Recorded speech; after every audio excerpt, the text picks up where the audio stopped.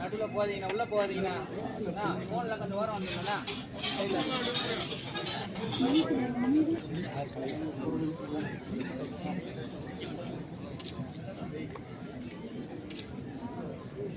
தற்பொழுது ஐயா நல்லக்கண் அவர்களை பற்றி கவிஞர் கவிபாஸ்கர் எழுதிய ஒரு கவிதையை குழந்தைகள் உறுதிமொழியாக ஏற்றுக்கொள்வார்கள்.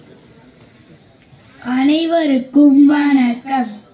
ஒரு நூற்றாண்டு ஆகிவிட்டது. தாத்தா நல்ல கண்ணு மட்டும்தான் பார்ப்பதற்கு நல்ல கண்ணாய் தெரிகிறார். நல்ல கண்ணுடையோரே நல்ல கண் அறிவர்.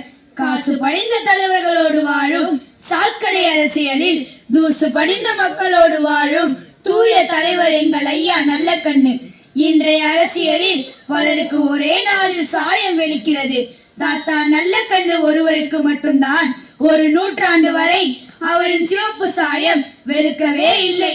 கருப்பு தேகத்தில் சிவப்பு தத்துவத்தை நெருப்பாக வைத்திருக்கும் பொறுப்பான தலைவர் நீங்கள்.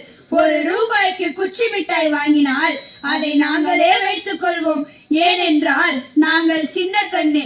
ஒரு கோடியை கட்சிக்கே திருப்பி கொடுத்தால் அது தாத்தா நல்ல கண்ணு. எங்கள் தாத்தா நல்ல கண்ணு கடவுளே வந்து எது கொடுத்தாலும் வாங்க மாட்டார். நாங்கள் கடலை மிட்டாய் கொடுத்தால் வாங்கிக் கொள்வார்.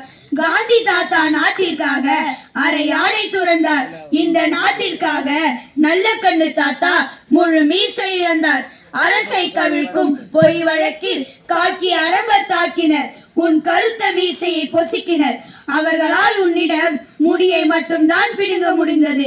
சாதிக்கு 100 தலைவர்கள் இருக்கும் நாட்டில் சாதியை வெறுக்கும் 100 வயசு தலைவர் எங்கள் தாத்தா நல்ல கண்ணு மட்டுமே. உன் கண் சுருக்கும் சிரிப்பை பார்த்திருக்கிறோம். உன் கண் சிவக்கும் கோபத்தை நாங்கள் பார்த்ததே இல்லை. புரிந்தது. உன் நிறமும் மரமும் என் முன்னோ தமிழரின் மரம். தாமிரபரணி ஆத்து மணலில் உன் காலடி சுவடுகளை பதித்தார். அந்த பொருணை நதி உன் பாத சுவடுகளை